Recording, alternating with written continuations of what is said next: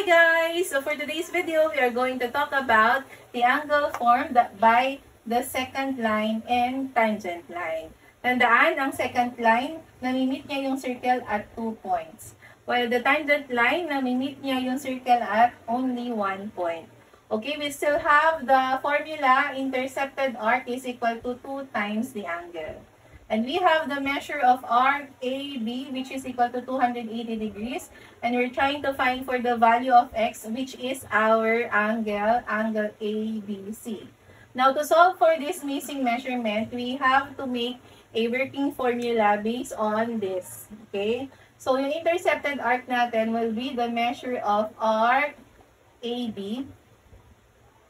Equal siya sa twice ng ating angle, which is the measure of angle ABC.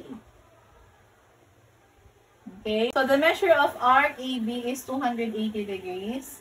280 is equal to 2 times the measure of angle ABC. Pero missing siya, so we have x.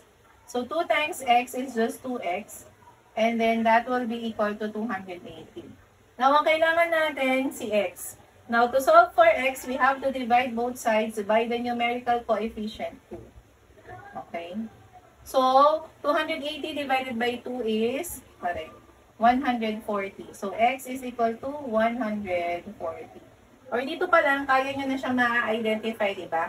What is half of 280? We have 140. Okay? So, andali lang nito.